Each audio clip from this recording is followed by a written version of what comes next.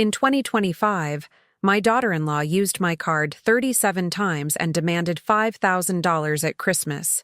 What she said next shattered my heart into 1,000 pieces. I never thought the money I worked so hard to save would become the weapon they used to destroy me. Today, I'm going to tell you something I never thought I would share. If for a second you feel this sounds familiar, please just hit like and subscribe. It will help me keep venting. My name is Eleanor Hayes, but everyone calls me Ellie. I'm 68 years old and live in a small apartment in Park Slope, Brooklyn. From my kitchen window, I can see the artisanal market on Fifth Avenue, where every morning I used to buy fresh produce for the meals that were always on my table. My apartment always smells like fresh coffee and the flowers I keep in every corner, because after 45 years working as a nurse at St. Jude's Medical Center, I learned that a home should be a sanctuary, not a cage. I had been widowed for 3 years, ever since George, my husband, lost his battle with cancer. 3 years in which I dedicated myself body and soul to caring for my only son, Mark, and his family, my daughter-in-law, Chelsea, and my 2 grandchildren, Ethan, 12, and Chloe, 8, had become the center of my universe. They were the only things left from a life that was once full. This Tuesday started like any other. I woke up at 7, made my coffee in the porcelain cup George gave me for our 20th anniversary, and sat down to review the month's finances. I had a habit of keeping everything noted in an old ledger. Every dollar spent, every bill paid. I was meticulous with money because my Social Security check of $1,900 a month had to cover everything: my living expenses, gifts for the grandkids, and of course the constant little helps my family needed. The phone rang just as I finished my second cup of coffee. It was Chelsea, with that sweet voice she learned to use whenever she needed something. "Ellie, honey, how are you? You sound lonely lately." "I'm holding up, dear. I cleaned the whole house yesterday hoping you'd all come over for lunch, but I suppose something came up." "Oh, I'm sorry, we forgot to text you. But listen, I need to ask a favor. Could I borrow your debit card? Mine is blocked and I have to buy some urgent things for the kids." It was the 5th time this month she had asked for the card. It was always urgent, always for the children, always with that implicit promise that she would return it soon. And I, like a fool, never said no. How could I deny anything to the mother of my grandchildren? "Of course, honey. Stop by whenever you want to pick it up." "Perfect. I'm coming right now." "You're such a doll, Ellie." She hung up before I could ask about the kids, about Mark, about how they were doing. But I was left with a strange feeling in my chest, like when you sense something isn't right, but you don't know exactly what. Half an hour later, Chelsea arrived at my door. She was wearing a new trench coat that I recognized from expensive downtown boutiques, designer shoes that cost more than my monthly check. Her hair was freshly done at the salon, and her perfect nails, which she had manicured every 2 weeks at an exclusive spa, screamed luxury. Everything about her signaled abundance, opulence, money. Money that she apparently never had when it came to her emergencies. "Hi, sweetie," she said, giving me a quick peck on the cheek without looking me in the eye. "Sorry for the rush, but I have to go pick up Ethan from school." I handed her the card, and she tucked it into her leather handbag as if it were the most natural thing in the world. She didn't ask how I was. She didn't stay 5 minutes for a coffee. She didn't mention when she'd return it. She simply left, trailing the scent of expensive perfume and that feeling of emptiness that accompanied me more and more after her visits. That evening, as I prepared a solitary dinner of an omelet and a side salad, my cell phone chimed. It was a text from the bank. Authorized purchase for $240 at Nordstrom. Then another. Authorized purchase for $89 at Sephora. And another. Authorized purchase for $156 at Bloomingdale's. I sat on the living room sofa, surrounded by the family photos that decorated every available surface. Photos of the grandchildren on their birthdays, of the vacations I had paid for so the whole family could go to the beach together, of Christmases where I cooked for 10 people and they arrived empty-handed but with empty stomachs. The messages kept coming throughout the night, one after another, like small digital daggers reminding me how naive I had been. The next morning, when I mustered the courage to call the bank and check my balance, I discovered the truth that tore me apart. In less than 24 hours, Chelsea had spent $1.47 from my account. On perfume, clothes, expensive restaurants, even at an electronics store where she had bought something costing $400. All while I ate my lonely omelet and she pretended she needed money for urgent things for the kids. But that wasn't the worst part. The worst came when I decided to review the transactions from the last 3 months. Those months when Chelsea had been so affectionate with me, so present, so concerned about my loneliness. 37 purchases. 37 times she had used my card in 3 months. Exclusive perfumeries on the Magnificent Mile, designer boutiques, restaurants where one dinner cost what I spent on groceries in a week. She had bought clothes, shoes, handbags, and even paid for beauty treatments and sessions at a luxury spa. The total amounted to $4,890. Almost $5,000 of my savings. Money I had saved dollar by dollar for years. Working double shifts at the hospital, giving up luxuries, living minimally to have something saved for emergencies, or to help my family when they needed it. But apparently, to Chelsea, my money wasn't help. It was a right. It was her salary for tolerating me, for occasionally including me in their lives, for allowing me to be the grandmother of her children. I sat at the kitchen table, the bank statement trembling in my hands, feeling the world crumble around me for the second time in 3 years. The first was when George died. This time it was worse, because George left without wanting to, without choosing to abandon me. But my family was robbing me while smiling to my face. The phone rang again. It was Mark, my son, the boy I had raised with so much love, whom I had given everything I had and more. "Mom, how are you? Chelsea told me you lent her the card. Very kind of you, as always. Mark, I need to talk to you. About the money, about—" "Mom, I can't right now. I'm in an important meeting. You know how work stuff is. We'll talk later, okay?" And he hung up, as always. As he had done for the past few months every time I tried to have a serious conversation with him, every time I needed him to be my son and not just Chelsea's husband. That night, for the first time in months, I cried myself to sleep. I cried for George, who had promised me I would never be alone. I cried for the lost money. But most of all, I cried for the naivety of having believed that family love was priceless. I didn't know this was just the beginning. 4 days passed without Chelsea returning the card. 4 days in which every time my cell phone chimed, my heart raced, expecting another message from the bank. But what arrived was far worse. On Friday morning, while watering the balcony plants facing a quiet stretch of 7th Avenue, I saw Chelsea emerge from the hair salon across the street. She had a new haircut, blonde highlights shimmering under the Brooklyn sun, and she held several shopping bags. One from Banana Republic, another from Victoria's Secret, and a small one from a jewelry store I recognized by its distinctive gold bags. My blood ran cold. All those purchases had been made with my money, with my card, while I calculated whether I had enough left to buy the blood pressure medication my doctor prescribed. I watched her until she rounded the corner toward the Borough Hall subway. She didn't have the children with her. She didn't appear to have any child-related urgency. She was just a 35-year-old woman enjoying a shopping day paid for with her mother-in-law's money. That afternoon, I decided to do something I had never done. I called Ethan's school directly to ask if he needed anything. The secretary informed me that all fees were up to date, paid by his father, and there were no extra activities scheduled that required additional money. So why did Chelsea need to use my card so urgently? Monday arrived with a call that made my legs tremble. It was my sister Susan, who lives in New Jersey and had barely spoken to me since I was widowed. Her voice sounded strange, uncomfortable. "Ellie, I have to tell you something I saw on Saturday. I was at the Palisades Outlet Mall. You know, those places where they sell discounted designer clothes." "Yes, Susan. What is it?" "I saw Chelsea there. She was buying expensive handbags, the ones that cost over $500. And when she went to pay, Ellie, she pulled out a card that wasn't hers. I heard her say, 'It's my mother-in-law's, but she doesn't keep track of anything.'"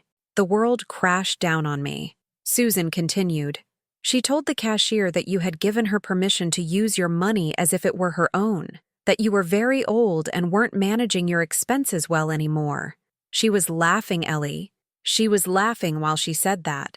I hung up without saying goodbye. I sat on the living room sofa, surrounded by all those family photos that now seemed like mockery. In one of them, Chelsea was hugging me during the last Christmas, smiling for the camera while I held Chloe in my arms.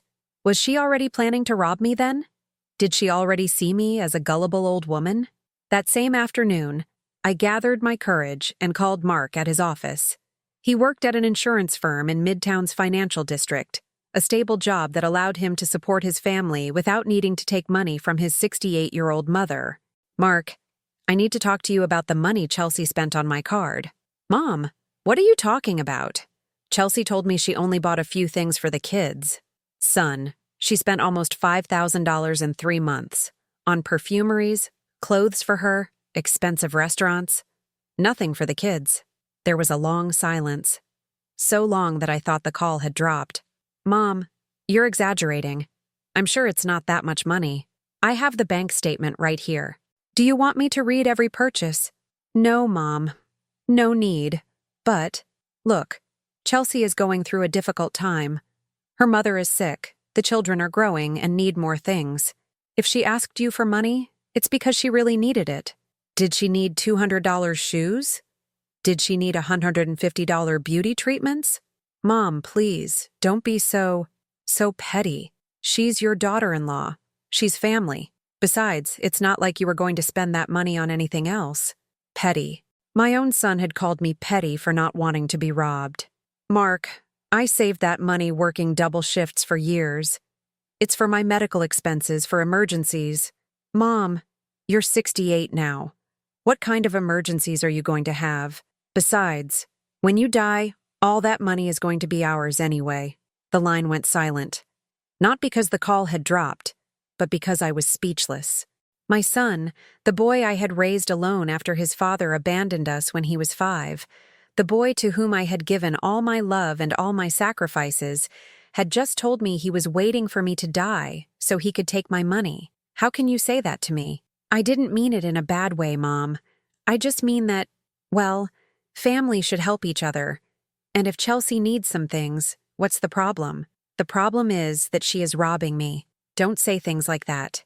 Chelsea is not a thief. She's my wife and the mother of your grandchildren. And frankly, Mom, I think you're being a little paranoid." He hung up. My own son hung up on me after defending her for stealing from me. That night, I couldn't eat dinner. I sat in the kitchen, staring at the empty chair where George used to read the newspaper after work. What would he have done? Would he have defended our son regardless of what he had done? Or would he have seen the truth I was beginning to understand? On Tuesday morning, Chelsea appeared at my door unannounced. She wore a forced smile and carried a bag of croissants from the trendy French bakery on Main Street, the one that charges $4 for each pastry. "Good morning, Ellie. I brought you breakfast. I thought we could talk." She walked into my house as if it were hers, went straight to the kitchen and started preparing coffee without asking if I wanted any. Her movements were confident, territorial. She no longer pretended to be the timid daughter-in-law who needed permission for everything. "Mark told me you're a little confused about the money." "I'm not confused, Chelsea.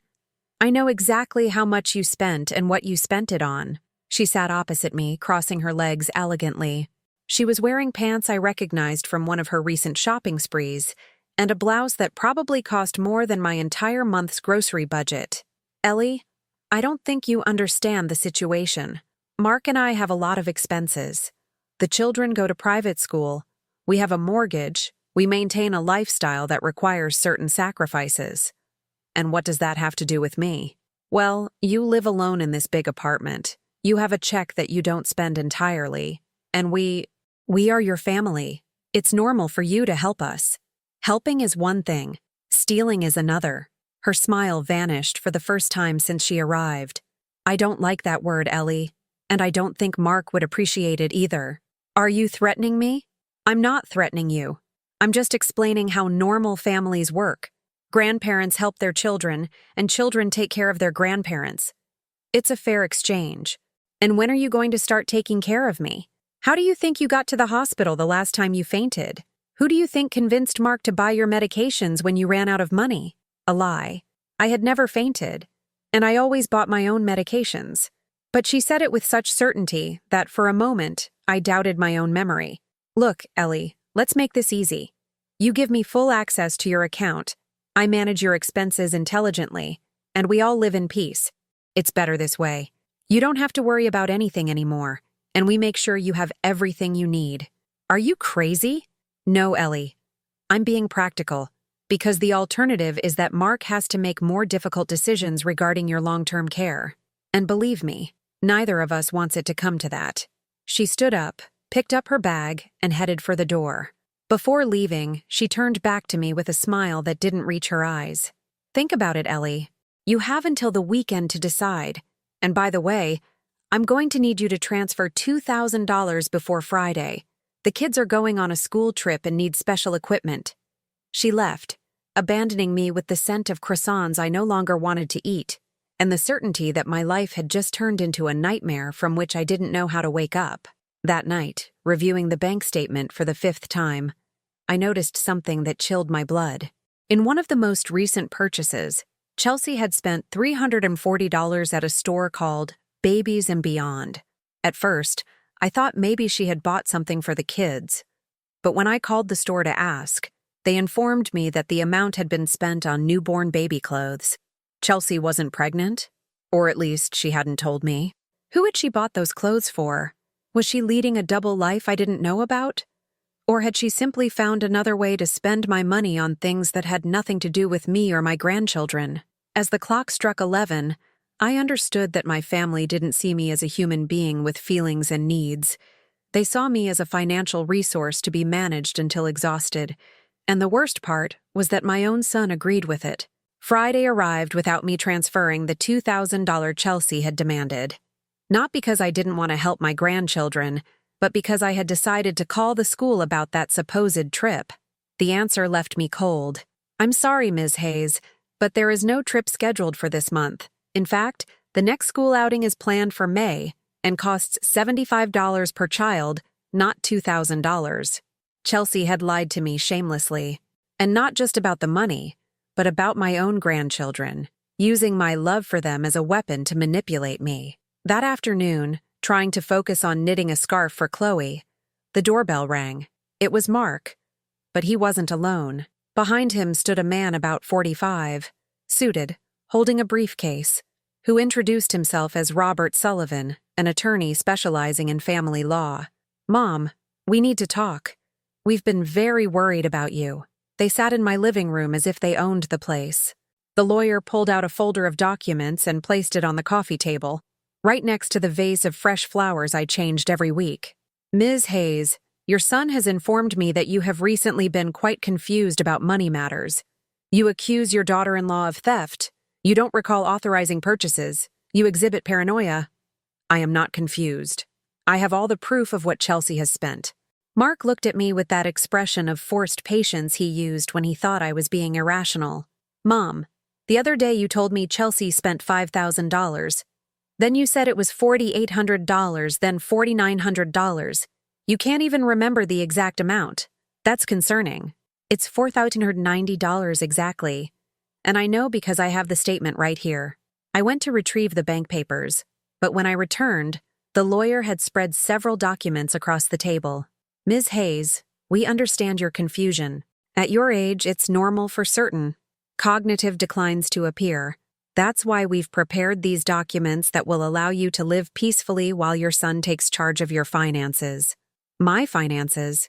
What are you talking about? It's a broad power of attorney.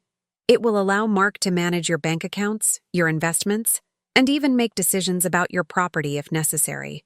It's for your own good, Mom. I skimmed the documents. They were full of complicated legal terms, but I understood enough to realize that if I signed those papers, I would lose all control over my money, my house, my life. I will not sign this. Mom, be reasonable. Do you really want to keep worrying about bills, the bank, all those complicated things? Let us handle it. My complicated things I've managed for 68 years without a problem. The lawyer intervened with a professional but condescending voice. Ms. Hayes, if you do not cooperate voluntarily, your son will have to consider other legal options. A conservatorship proceeding, for example. It would be more traumatic for everyone, but, if necessary, a conservatorship? Were they threatening to have me declared mentally incompetent? Get out of my house, both of you, right now. Mom, don't be stubborn. We just want to help. If you want to help me, give me back my card and the money you stole. Mark sighed and stood up. The lawyer collected his papers with calculated movements, as if this reaction had been expected.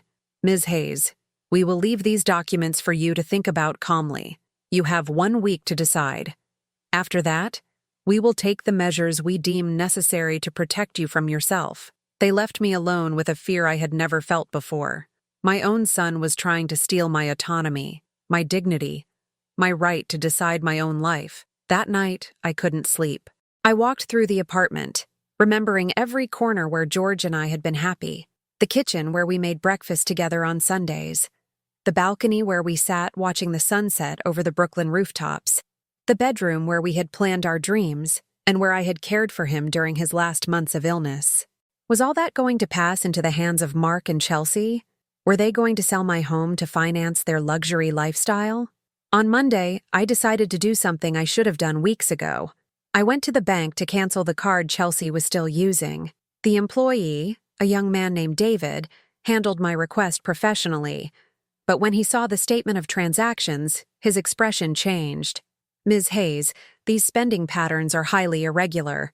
Did you authorize all these purchases? No. My daughter-in-law kept the card and has been using it without my permission. That is fraud. You should report it. It's family. It's complicated. David looked at me with understanding. He had probably seen similar cases before.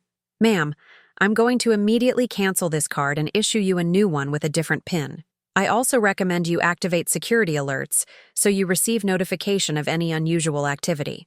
Can you do anything else? I can place a note on your account so that any attempt to change data or transfers over $500 requires your physical presence at the branch, with identification. It was a small but significant relief. At least I had regained control over my money, even if only temporarily. That afternoon, returning from the bank, I ran into Brenda, my neighbor from the 5th floor. She was a woman my age, also widowed, with whom I exchanged cordial greetings. But we had never had a deep conversation. Ellie, are you okay? You seem very preoccupied lately. I don't know why. Perhaps because I had been so alone in all of this, I told her what was happening. Brenda listened without interrupting, nodding occasionally with an increasingly serious expression. Ellie, my sister went through something similar in Boston. Her son and daughter-in-law convinced her to sign papers she didn't understand. In the end, she lost her condo, her savings, everything. Now she lives in a nursing home where they visit her once a month. What can I do? Seek help. There are organizations dedicated to protecting seniors from family abuse, and lawyers who specialize in these cases. Don't let them convince you that you are crazy or confused. The numbers don't lie. That night, for the first time in weeks, I felt a small spark of hope. I wasn't crazy. I wasn't confused. And I wasn't alone. The next day, early, the phone rang. It was Chelsea, and her voice no longer had a trace of the feigned sweetness. Ellie, Mark told me you went to the bank to cancel the card. It's my card, Chelsea, and my money. That money is ours too. We are your family, your only family. And if you continue to be so selfish, you are going to discover what it means to be truly alone. Another threat? It's not a threat, Ellie. It's a promise. If you don't cooperate, the children won't see you again. Mark won't either. You'll stay in that apartment, alone, waiting for calls that will never come and visits that will never arrive. And how is that different from what's happening now? Now you still have hope. Imagine what it will be like when that hope is gone. She hung up, leaving me with the phone in my hand and a certainty that terrified me. Chelsea wasn't improvising. She had a plan. And that plan included isolating me completely so that I would have no choice but to hand over everything I had.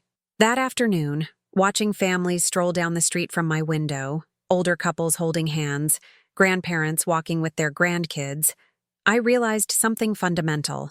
I had been confusing the fear of loneliness with family love. For months, I had tolerated the abuse because I believed that any attention, even if self-serving, was better than being completely alone. But now I understood that I was already alone. The difference was that until now, I had been paying for that loneliness, and that had to change. The problem was, I didn't know how to confront people who knew my weaknesses better than I did, who knew exactly which buttons to press to make me feel guilty, scared, desperate. But I had to try, because the alternative was to disappear little by little, to become a ghost in my own life, while they took everything George and I had built together. That night, I dialed the number of Ethan, my older grandson. Maybe if I spoke directly to him, I could understand what was really happening in that house, how his parents spoke about me when I wasn't present. "Grandma? Why are you calling so late?" "Ethan, sweetie, I wanted to ask you about the school trip. Your mother told me you needed money." "What trip, Grandma?"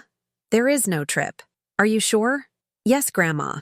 Mom and Dad have been talking about you a lot lately. They say you're sick and that maybe you have to go live somewhere else." My heart stopped. "Did they tell you why I would have to leave?" "Dad says you're going crazy and it's dangerous for you to live alone. But I don't think you're crazy, Grandma. You're just sad." Ethan hung up quickly, likely because his parents had appeared in the room, but it had been enough to confirm my worst suspicions.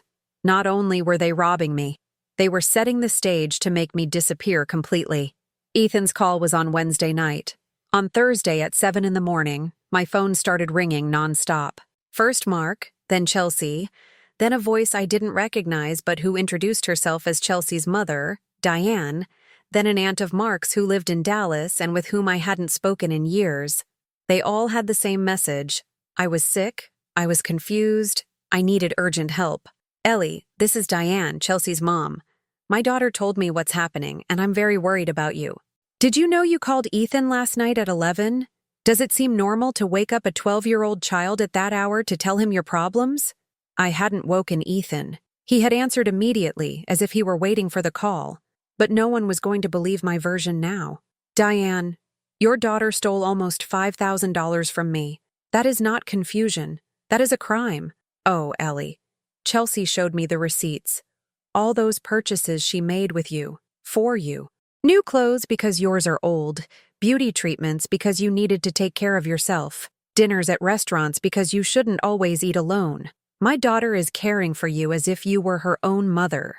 Dinners at restaurants? I hadn't been to a restaurant with Chelsea all year. But she had prepared an alternative version of the facts, complete with justifications for every dollar spent. "And those documents you don't want to sign. Ellie, it's for your own good. My late husband signed something similar when he started with his Alzheimer's. It allowed us to care for him without him having to worry about anything. Alzheimer's. Now it turns out I had Alzheimer's." I hung up, but the phone rang again immediately. This time it was Elizabeth, Mark's older sister, calling from upstate New York. "Ellie? What's wrong with you? Mark told me you're accusing Chelsea of robbing you. That girl is an angel, always checking on you, always visiting." "Elizabeth, when was the last time you visited me?" "That's not the point, Ellie. The point is that Chelsea does visit you, she does worry about you, and you repay her by calling her a thief. Because she is a thief. Ellie, my brother is heartbroken. He says he no longer recognizes the woman who raised him, that you've become bitter, paranoid, cruel to the people who love you." Each call was like a hammer blow to my self-esteem.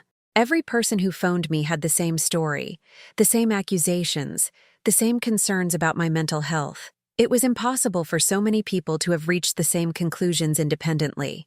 This was orchestrated. At 10 in the morning, when the phone finally stopped ringing, I went down to buy bread as I did every morning. Martha, the baker who had known me for 15 years, looked at me with a strange expression. "Good morning, Ellie. How are you? Your daughter-in-law was here yesterday asking about you." "Chelsea? What did she want?" "She was worried because she says you've been forgetting important things lately. Like, for example, that she never had access to your money. She asked me if I had noticed you were more confused lately." I felt my blood run cold. Chelsea had come to my neighborhood, to my bakery, to construct her version of the story with people who had known me all my life. "Martha, do you think I'm confused?" The woman looked at me with compassion, but also with something that seemed like pity. "Oh, Ellie, I don't know what to think. Your daughter-in-law seemed very worried, very sincere, and it is true that sometimes you repeat things, or you ask me the price of bread as if it were the first time you bought it." "Did I repeat things?" Did I ask prices I already knew? It was possible. When you are worried, when your mind is occupied with serious problems, it is normal to be distracted in everyday conversations. But Chelsea had turned those normal distractions into evidence of senile dementia. I returned home with the bread and sat at the kitchen table to think. I took out a new notebook and began writing down everything that had happened since the first time I lent Chelsea the card. Dates, amounts, exact conversations. If they were accusing me of being confused, I needed to have everything documented precisely. At noon, the doorbell rang. It was Chloe, my 8-year-old granddaughter, but she wasn't alone. She was accompanied by a woman I didn't know, well-dressed, with a professional briefcase. "Grandma, Mom told me to come see you. She says you're very sick." The woman introduced herself as Dr. Evelyn Reed, a geriatric psychologist. "Ms. Hayes, your family has asked me to conduct an initial evaluation of your cognitive state. It's just an informal conversation, nothing to worry about. I don't need an evaluation, especially not one they requested without consulting me. I understand your resistance, but your son is very concerned. He told me that you accuse family members of stealing from you, that you call your grandchildren late at night to talk about adult problems, that you refuse to sign documents that would help you live more comfortably." Chloe looked at me with big, frightened eyes. They had probably told her that Grandma was sick, that maybe I wouldn't remember who she was. "Chloe, sweetie, do you think I'm sick?" "I don't know, Grandma. Mom says sometimes grandparents forget things and get sad. But I remember you always make me cookies when I visit." The psychologist pulled some papers from her briefcase. "These are just simple questions, Ms. Hayes. What day is today? What year are we in? What is your home address? Today is Thursday, January 23rd, 2025. I live on 7th Avenue, number 15, apartment 3A, Brooklyn, 111215. And this is a setup. Can you tell me the names of your closest family members? My son, Mark Hayes, born March 15th, 1987. My daughter-in-law, Chelsea Hayes. My grandchildren, Ethan, born in 2012, and Chloe, born in 2016. My husband, George Hayes, deceased October 8th, 2021. Do you need more data, or do you have enough to demonstrate that I don't have any cognitive problems?" The psychologist was taking notes, but her expression hadn't changed.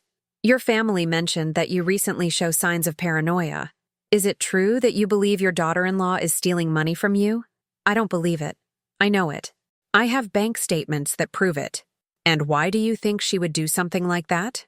"Because she needs money to maintain a lifestyle she cannot afford on my son's salary." "Have you considered the possibility that you authorized those purchases yourself and don't remember them? Have you considered the possibility that a family is manipulating a professional to have her declare a woman who is an obstacle to their financial plans incompetent?" "Doctor." Reed closed her notebook and looked at Chloe, who had been listening to the entire conversation in silence. "Chloe, can you wait in the living room while I talk to your grandma?" When the girl left, the psychologist leaned toward me with a more serious expression. "Ms. Hayes, I'm going to be honest with you. Your family is very concerned, but after speaking with you, I see no obvious signs of cognitive deterioration. Your answers are coherent, your memory is intact, and your arguments are logical. Then why are you here? Because your son paid me $200 for this home consultation and told me that if I didn't find evidence of a mental problem, he would look for another professional who would." I was silent, processing what I had just heard. "Are you telling me Mark is buying a diagnosis?" "I'm telling you there are unscrupulous professionals willing to write any report if the price is right, and your son seems willing to pay that price. What can I do?" "Seek legal help immediately, and document everything. Every conversation, every threat, every bank transaction. You're going to need evidence." Dr. Reed stood up and gathered her things. "I will write an honest report about this visit. In it, I will specify that I found no evidence of cognitive deterioration or mental incapacity, but I recommend you don't let your guard down. Your family will keep trying." When Chloe and the psychologist left, I was left alone with a terrifying certainty.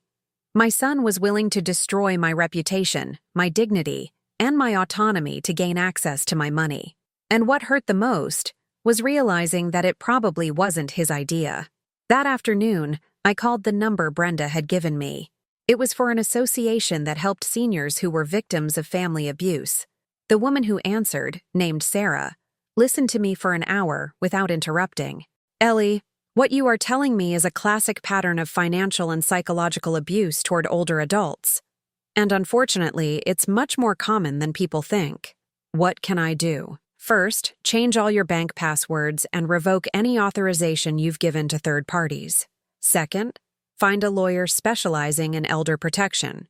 Third, start recording all conversations with your family. Recording?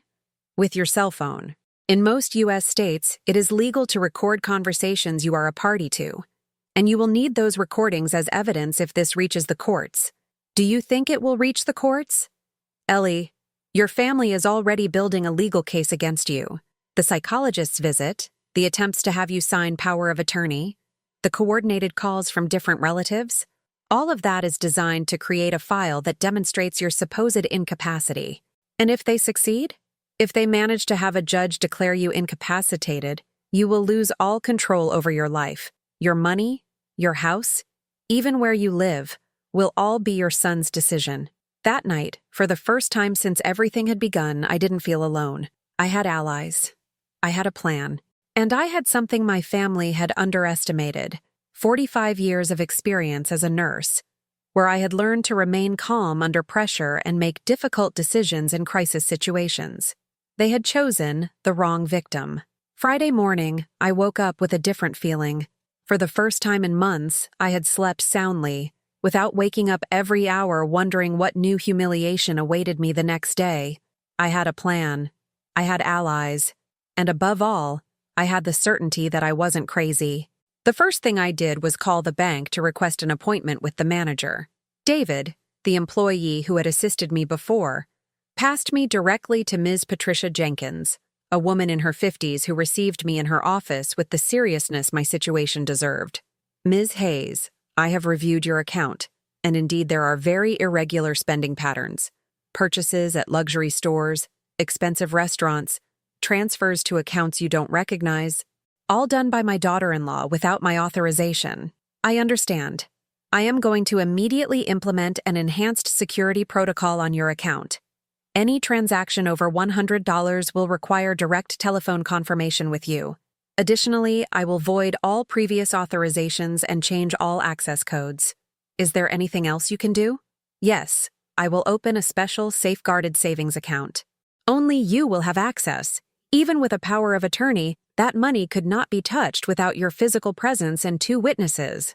Ms. Jenkins explained that they had specific protocols for cases of familial financial abuse. It was more common than I thought. Ms. Hayes, we also recommend that you consider diversifying your savings. If you have other assets, stocks, or investments, it's important to protect them too. I stayed silent. I hadn't told anyone, not even Mark, that besides my bank savings, I had other assets. George had been very careful, and for years we had bought shares in solid companies, conservative investment funds, and we had even invested a small amount in Bitcoin when it started to become popular, more out of curiosity than anything else. What kind of investments? I have a small portfolio in stocks and funds. Nothing spectacular, but something my husband and I accumulated over the years. Perfect. I recommend transferring everything to this new safeguarded account. That way, it will be completely protected. I left the bank feeling safer. For the first time in months, my money was truly secure. But I knew that when Chelsea tried to use the card and realized it no longer worked, the reaction wouldn't be long in coming. I was right. At 3 p.m, my phone rang with the fury of 1,000 devils. What did you do, Ellie? My card isn't working. I'm at Nordstrom with the kids, and I can't pay for the clothes they need. I activated the mobile recorder as Sarah had instructed. It's not your card, Chelsea. It's my card, and I've decided to cancel it. Are you insane? How am I supposed to buy things for the kids? With your money, or with Mark's money? Listen closely, you stupid old hag. If you don't fix this right now, you are going to regret it. The children are going to know that their grandmother hates them so much she won't even buy them the clothes they need. The children are going to know the truth, Chelsea. That their mother is a thief. A thief? Are you calling me a thief? I'm going to sue you for defamation, And I'm going to make sure Mark files for your immediate institutionalization. Go ahead. But first, give me back the $4,190 you stole. Chelsea hung up with a cry of rage, but I had the entire conversation recorded, including her threats and her implicit recognition that she had spent my money. An hour later, Mark arrived at my house. He didn't ring the bell. He used the copy of the keys I had given him years ago for emergencies.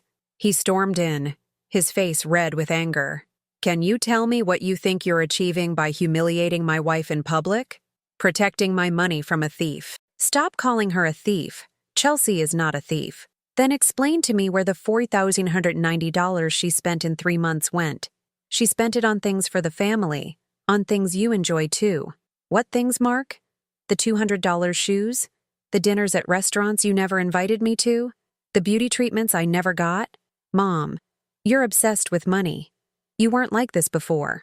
Before, I didn't have a daughter-in-law who was robbing me. And before, my son didn't threaten to institutionalize me for defending what is mine. Mark sat on the sofa, and for a moment, I saw the child he used to be, the son I had raised with so much love. But when he spoke again, that child was gone. Mom, Chelsea is pregnant. The world paused around me. Pregnant? Was that why she had bought baby clothes with my card? Pregnant? Why didn't you tell me? Because we knew you would react like this. That you would turn it into an excuse to be even more controlling with the money. Controlling? It's my money. It's money that's going to be ours when you die. What's the difference if we use it now or later? There it was again. The same phrase he had said on the phone weeks ago. To my son, I was a temporary obstacle between him and an inheritance he considered his by right. The difference, Mark, is that I'm still alive. And while I'm alive, the money is mine. Mom, I'm going to be very clear with you. Either you cooperate voluntarily, or we are going to take legal measures. We have testimonies from relatives confirming your mental decline, medical reports documenting your paranoia, and evidence of erratic behavior. What medical reports? The psychologist you brought found nothing wrong with me. That psychologist didn't fully grasp the case. But there are other professionals who are more understanding of complicated family situations. Again, they were talking about buying false diagnoses. Mark, are you really capable of doing this? Of destroying your own mother for money? I'm not destroying you, Mom. I'm protecting you from yourself. And who is going to protect me from you? My son stood up and headed for the door. Before leaving, he turned back to me with an expression I had never seen on him. You have 1 week to reconsider your attitude. After that, we will act accordingly. When he left, I sat in the living room, surrounded by all those family photos that now seemed like evidence of a life that had never really existed. How long had Mark been viewing my money as his? Since George died? Since before? That afternoon, I called Sarah to tell her what had happened. Ellie, you did the right thing protecting your money, but now comes the hardest part. They are going to intensify the psychological pressure. What else can they do? They can isolate you completely. Convince the grandchildren that you are sick and dangerous. They can spread rumors in the neighborhood about your mental health. They can even file a petition for conservatorship based on false testimonies. And what can I do? Keep documenting everything. But you also need to start living your life differently. How? When was the last time you did something just for pleasure? That you bought something nice for yourself? That you went on a trip? That you had fun without feeling guilty? I was silent because I didn't know how to answer. Since George's death, my life had revolved completely around my family. I had no hobbies, no close friends, no plans that didn't include Mark and his children. I don't remember the last time. Well, it's time for you to start. Because if your life is based solely on your family, they will always have power over you. But if you have your own life, your own interests, your own happiness, then they won't be able to blackmail you with threats of abandonment.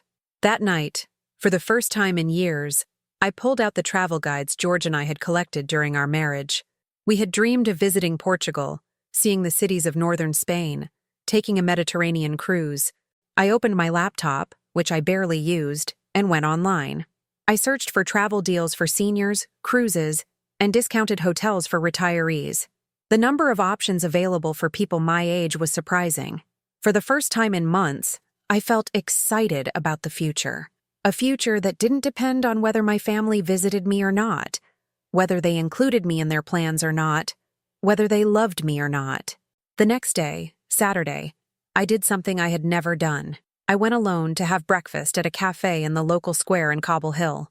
I ordered a latte and a croissant, took out a book I had been meaning to read, and spent 2 hours enjoying my own company. It was liberating. For the first time in months, no one asked me for money. No one made me feel guilty. No one threatened me. It was just me, my coffee, my book, and the life of Brooklyn flowing around me. When I got home, there was a message on the answering machine. It was Ethan, my grandson. "Grandma, Mom says you're very sick and that maybe we won't be able to see you anymore. She says the doctors say it's dangerous for us to visit you because you might get volatile. Is that true, Grandma? I don't want you to be sick." The message broke my heart, but it also gave me the strength I needed. They were using my grandchildren as emotional weapons, filling their heads with lies about me to make me surrender. But I wasn't going to surrender, because now I understood something fundamental. I wasn't just fighting for my money. I was fighting for my right to exist as a person, not as an economic resource. And that was a fight I intended to win. That night, I called Ethan back. When he answered, I could hear voices in the background that suddenly went silent. "Ethan, sweetie, Grandma isn't sick. She's doing very well, and she loves you very much. But Mom says..." "Mom is sometimes wrong, Ethan. Grown-ups are wrong sometimes too. But I will always love you, and I will always be here for you. Can I come see you?" "Whenever you want, sweetie. My door is always open for you." I hung up, knowing that this would probably be the last conversation I would have with Ethan for a long time, but also knowing that I had planted a seed of doubt about the official version of my mental illness. And sometimes, a seed of doubt is enough for the truth to find its way. The week Mark had given me as an ultimatum passed in a strange calm. I received no threatening calls, no psychologists appeared at my door, no relatives worried about my mental health arrived. It was the silence before the storm, and I knew it. I used those days to follow Sarah's advice. I hired the services of Sarah Williams, a lawyer specializing in elder protection, who had her office near Grand Central Terminal. Sarah was about 40, with short hair, and the determination only found in women who have fought to make their way in difficult professions.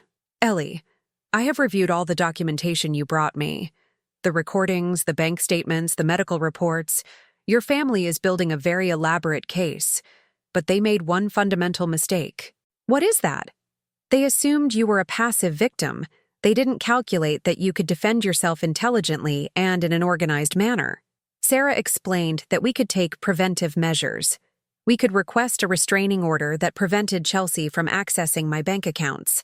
We could sue for misappropriation of funds. We could even file a complaint for threats and coercion. But Ellie, before starting a legal war, I want you to be sure this is what you want. Once we take the first step, there is no going back. Your relationship with your son will be permanently destroyed. Sarah, my relationship with my son was destroyed the day he decided I was an obstacle between him and my money. I am only realizing it now. Are you prepared for the consequences? Because they will try to isolate you completely.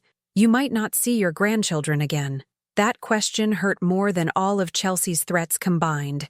Ethan and Chloe were what I loved most in the world. Was I willing to lose them to maintain my dignity? Sarah, if I do nothing, what example am I setting for them? That it's okay to steal from seniors? That it's okay to threaten and manipulate? That love can be bought with money? You're right. Sometimes protecting the people you love means teaching them that there are limits that cannot be crossed. On Thursday afternoon, exactly 1 week after Mark's ultimatum, my doorbell rang. When I opened the door, I found the entire family. Mark, Chelsea, Ethan, Chloe, and again the lawyer Robert Sullivan with his briefcase of documents. "Mom, we've come to solve this once and for all." They entered without waiting for an invitation and distributed themselves around my living room as if it were a boardroom. The children sat on the sofa, visibly uncomfortable. Ethan looked at me with a mixture of confusion and sadness that broke my heart. Robert Sullivan took out his papers again. "Ms. Hayes, we have brought updated documents. more specific powers of attorney that would allow me to maintain some control over minor decisions, while my son took charge of the significant finances. I already told you I won't sign anything. Chelsea got up from her chair and walked toward me. Her bump was already starting to show under her fitted blouse. Ellie, I'm 4 months pregnant. This baby is going to need things. A new nursery, clothes, crib, stroller. Ethan and Chloe will also need space because they're becoming older siblings. Congratulations on the pregnancy, Chelsea, but that doesn't give you the right to rob me. I'm not robbing you.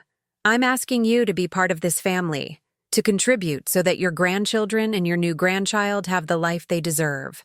Contribute? I've contributed almost $5,000 in 3 months. How much more do you want me to contribute? Mark intervened with that forced patient voice he used when he thought he was being reasonable. Mom, we calculated that we need approximately $15,000 more to prepare for the baby's arrival and make some renovations at home. It's an investment in your grandchildren's future. $15,000? Now they were talking about figures that represented years of my savings. What if I don't have $15,000? You do, Mom. We know you have more money than what shows up in your checking account. Dad was very cautious, and I'm sure he left investments, funds, maybe even property. There it was. They had finally reached their true goal. They didn't just want access to my checking account. They wanted my entire estate. How do you know there's more money? Because we've been looking into it, Mom. Dad had a considerable investment portfolio. Stocks in major U.S. companies, investment funds, maybe even some cryptocurrency.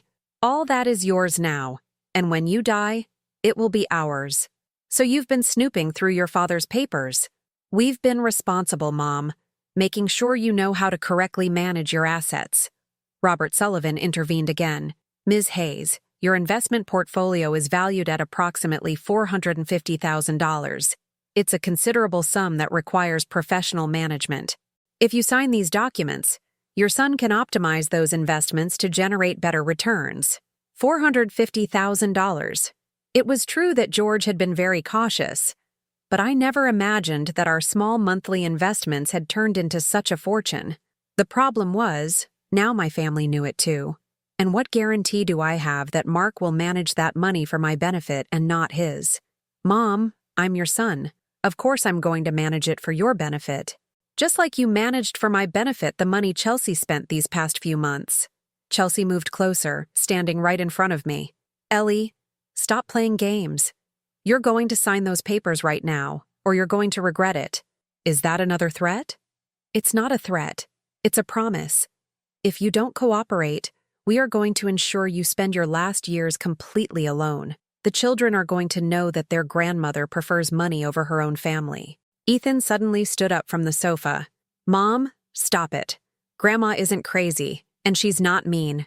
She's just sad because you always ask her for money and never come to see her just because. Chelsea turned to her son with a look that chilled my blood.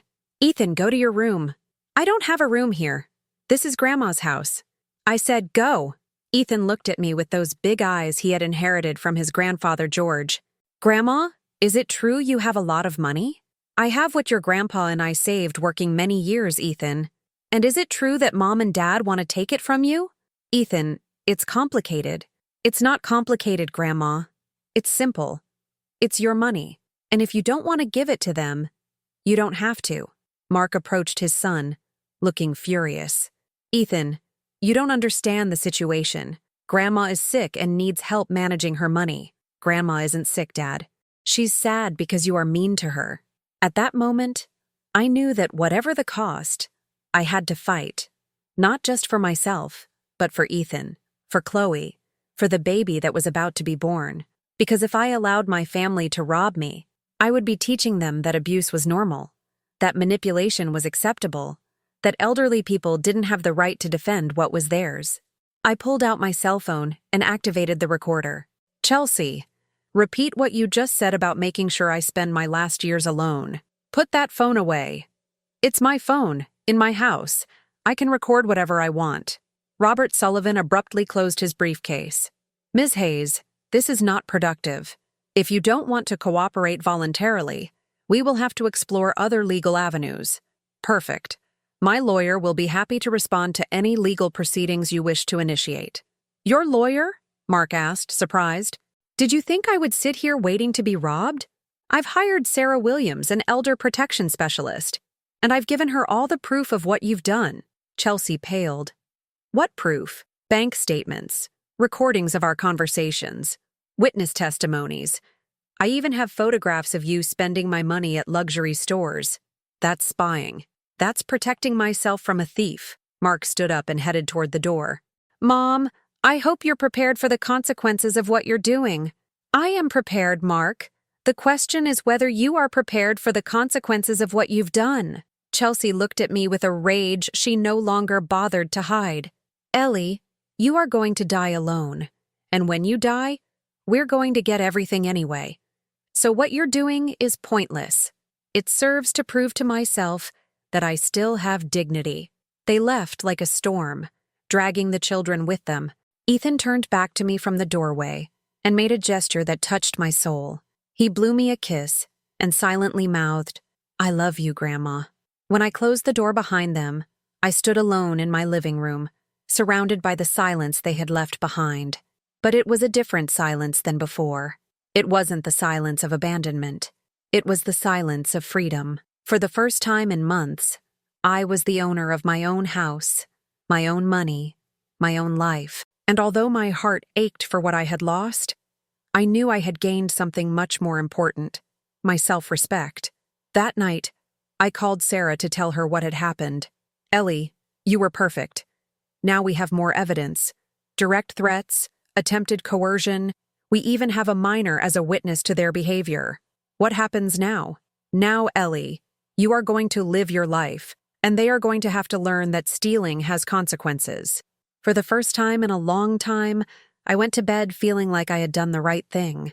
Whatever came next, I would face it with my head held high. Because I had learned something fundamental. The price of maintaining peace at any cost was too high when the cost was your own soul. 3 months after the final confrontation, my life had changed in ways I never would have imagined. The silence I had feared so much had become my most treasured ally.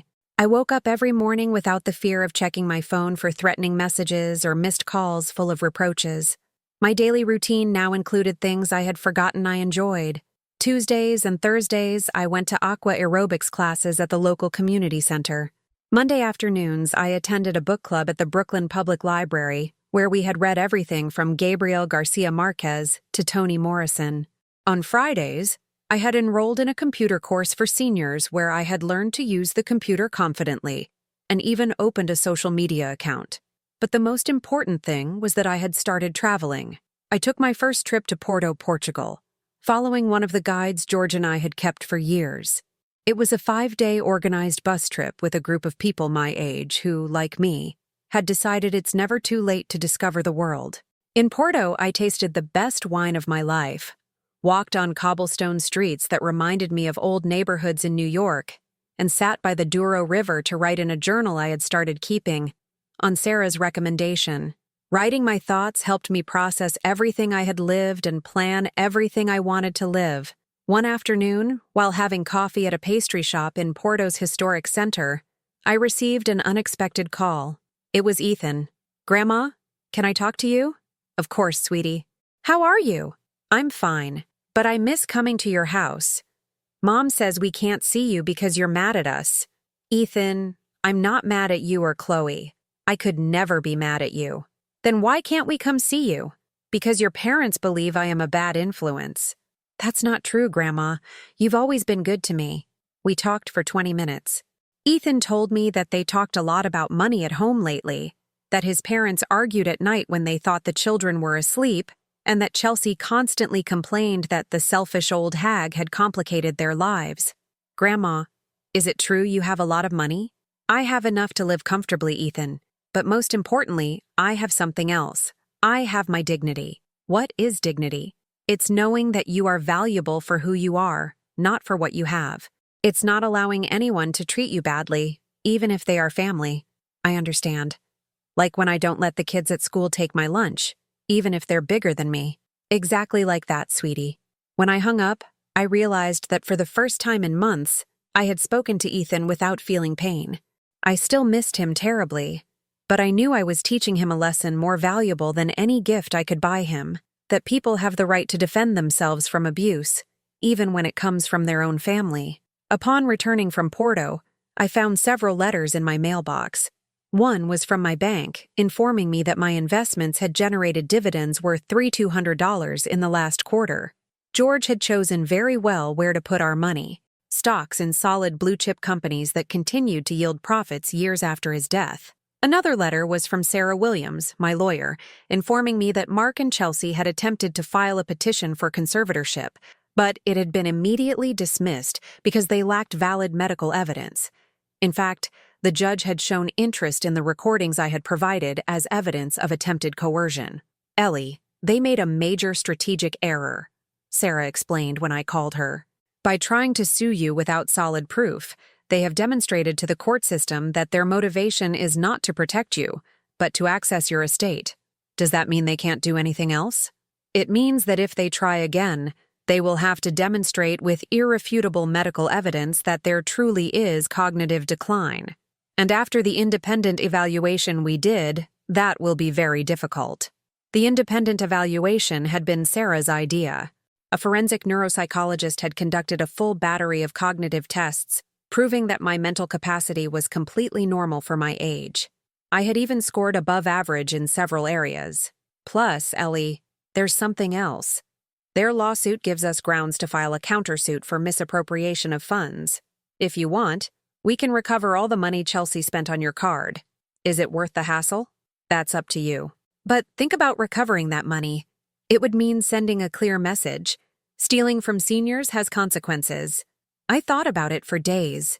In the end, I decided to proceed with the countersuit, not so much for the money as for the principle. If there were no consequences for what they had done, they could try it with another vulnerable senior. A month later, Chelsea had to pay $4,190 back into my bank account. The court order was clear. She had 30 days to make the full repayment or face criminal charges for theft and fraud. The day I received the transfer, I decided to celebrate in a way George would have approved of. I went to the Nordstrom flagship store on Fifth Avenue and bought the first nice thing I had bought for myself in years. An elegant navy blue dress, comfortable yet pretty shoes, and a pearl necklace I had been eyeing for months but never dared to buy. That afternoon, I went alone to dinner at the restaurant at the Plaza Hotel. I ordered pan-seared scallops, a glass of white wine, and chocolate cake for dessert. The waiter treated me with the respect a lady who dined alone by choice, not necessity, deserved. During dinner, I thought of George, how proud he would be to see me like this. Elegant, independent, the owner of my own life. I also thought of my parents, who had worked hard to save money that now allowed me to live with dignity. And I thought of Ethan and Chloe, hoping that someday they would understand that what I did was out of love, not selfishness. The following month, I signed up for something I had wanted to do for years, a Mediterranean cruise. 15 days visiting coastal cities in Spain, France, and Italy. Naples, Marseille, Barcelona, Palma de Mallorca. Places George and I had dreamed of seeing together. On the cruise, I met Esperanza, a widow from Seattle who had a story similar to mine. Her daughter had tried to convince her to sell her condo to invest the money in something more profitable that her son-in-law was conveniently going to manage. Esperanza had been lucky enough to have a lawyer brother who warned her in time. "Ellie, what surprises me the most is how your perspective changes when you stop living to please others," she told me one night as we watched the sunset from the ship deck. "I spent years feeling guilty about spending money on myself, as if I didn't deserve it. And how do you feel now? Like I woke up from a very long dream. My money is mine. My time is mine. My decisions are mine. And if my family doesn't like it, that's their problem, not mine." Esperanza became a great friend. When we returned to the U.S., we stayed in touch. We talked on the phone twice a week, shared book recommendations and travel plans. It was wonderful to have a friendship based on common interests and genuine affection, not on family obligations or financial needs. One day, while tidying old papers, I found a letter George had written to me during one of his hospital stays. The letter read, "Ellie, if anything happens to me, promise me you will be happy. that you will travel to all the places we dreamed of seeing, that you will buy yourself nice things, that you will live, not just survive. The money we saved is not for you to hoard like a treasure. It's for you to use to be happy. I cried reading those words, but not from sadness. I cried with gratitude because George had known me well enough to know that I would need that permission to be happy. And I cried with relief because I was finally fulfilling his last wish. That same week, I received another unexpected call. It was Chloe. "Grandma, is it true you have a new life? Who told you that, sweetie?" "Ethan." He said Pablo from school told him his grandma saw you on a cruise and that you looked very pretty and very happy. The world is small. It was logical that an acquaintance might have seen me during my new adventures. "It's true, Chloe. Grandma is living a new life. And is there room for us in that new life?" The question broke my heart, but at the same time, it filled me with hope. "There will always be room for you, sweetie, but it will have to be on my terms, not your parents." "What does that mean?" "It means that if you want to be part of my life, it has to be because you truly love me, not because you want my money. Grandma, we never wanted your money. We only want you." "I know, my love. And I love you too." When I hung up, I knew that someday Ethan and Chloe would find a way back into my life. Maybe when they were older, maybe sooner.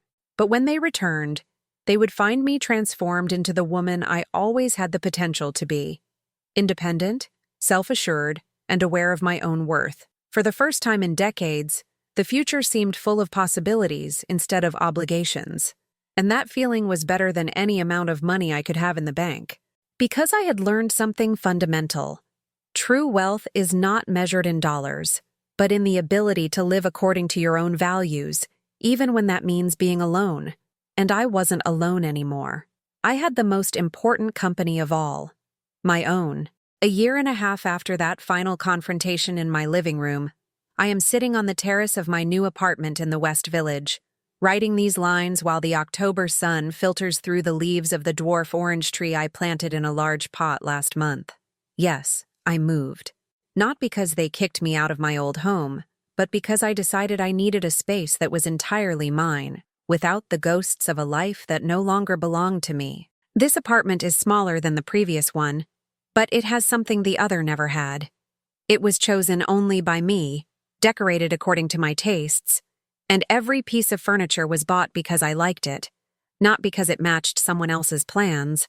The walls are full of photos from my travels, the Colosseum in Rome, the canals of Amsterdam, the Swiss mountains. There are also more intimate photos, one of Esperanza and me toasting on a terrace in Seville, another of my aqua aerobics group after winning a small local tournament. On the living room table is a letter that arrived yesterday.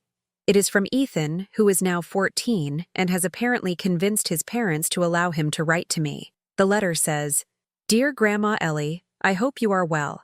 I am fine, though I really miss the afternoons at your old place. I wanted to tell you that I started high school and I'm getting very good grades. I also wanted to tell you that I've been thinking a lot about what you told me about dignity. I think I understand better what happened.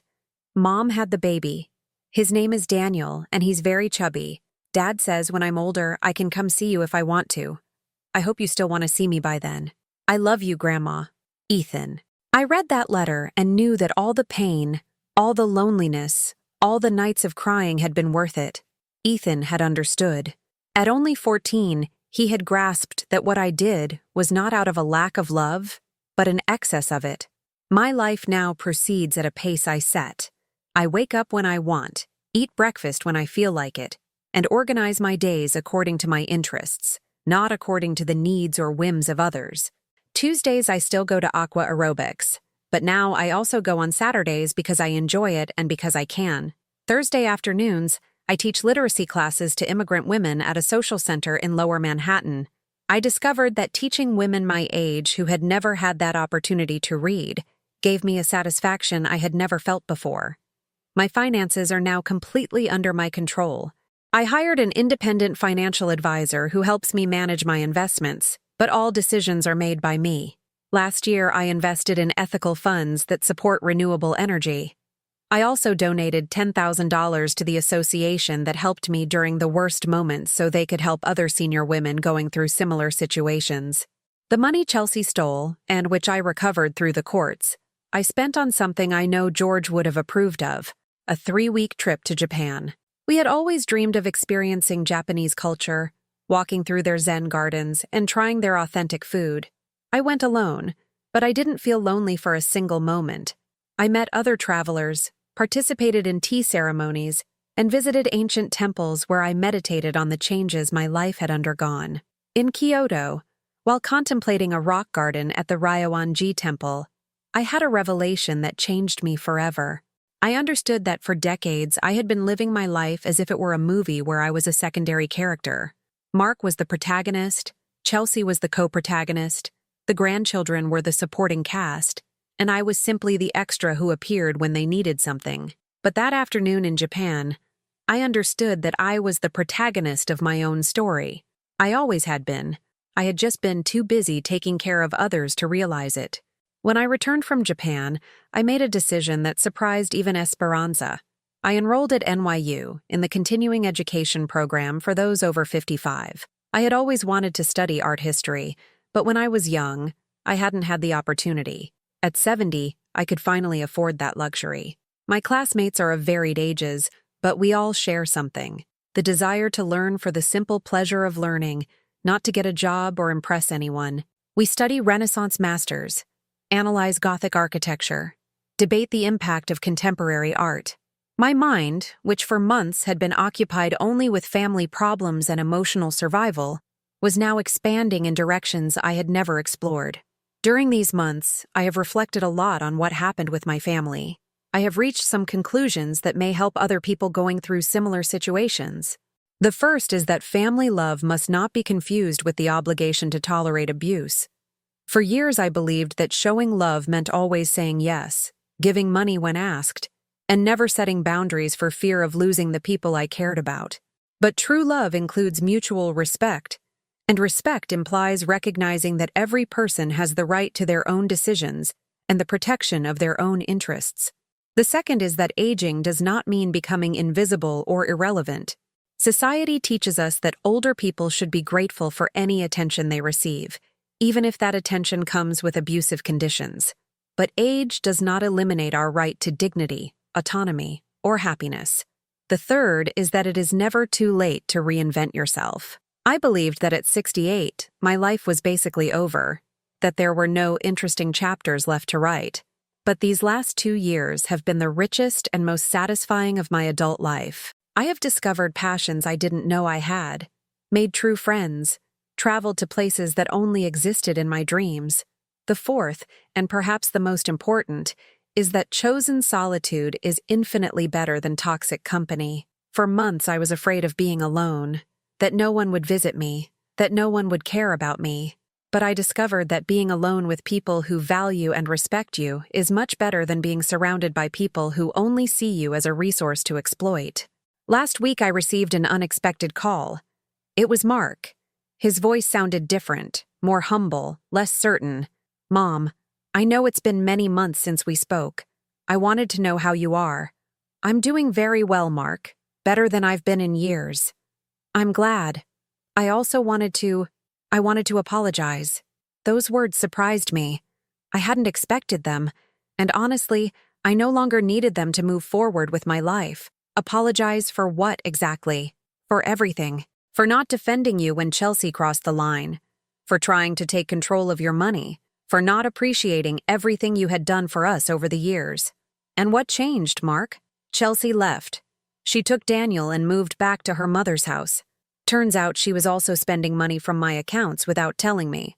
When I realized and confronted her, she told me she had learned from you that it was normal to take money from family without asking permission. The irony was evident. Chelsea had applied the same strategy with her own husband that she had used with me. And the children? Ethan and Chloe are with me. It's been difficult, but we're learning to be a different family. Ethan talks about you a lot. He says he wants to see you. And what do you want, Mark? I want you to get to know your son again. Not the man who let himself be manipulated by his wife, but the man you raised with so much love. That man is still here, Mom. He was just lost for a while. The conversation lasted almost an hour. Mark told me he had been in therapy. that he had started to understand how Chelsea had manipulated the situation to turn us against each other, that he had realized his children needed their grandmother as much as I needed my grandchildren. Mom, would it be possible for us to start over? Slowly, at your pace, on your terms. Mark, I never stopped wanting to start over. I just needed it to be with mutual respect. I understand. And I promise you that this time, it will be different. I don't know if Mark will keep his promise. Years have taught me to be cautious about promises of change that arise after family crises. But I know that now I have the tools to protect myself if necessary and the self-confidence to set clear boundaries from the start. What I do know is that my life no longer depends on my family accepting or including me. I have a fulfilling life, my own interests, genuine friendships, and projects that excite me. If Mark and my grandchildren want to be a part of that life, they will be welcome. But if not, I will continue to be happy. Because I learned the most important lesson of all. No one can give you permission to be happy. That permission can only be given by yourself. And I have given it to myself. Have you ever felt that your family sees you more as a resource than as a person? Have you been through something similar, where you had to choose between keeping the peace and maintaining your dignity? I would like you to tell me in the comments if this story sounded familiar to you in any way. And if it touched your heart, if you think it can help someone going through a similar situation, please like and subscribe to the channel. Your support helps these stories reach people who truly need to hear them. Because sometimes, knowing you are not alone in your experience is the first step to finding the strength you need to change your life.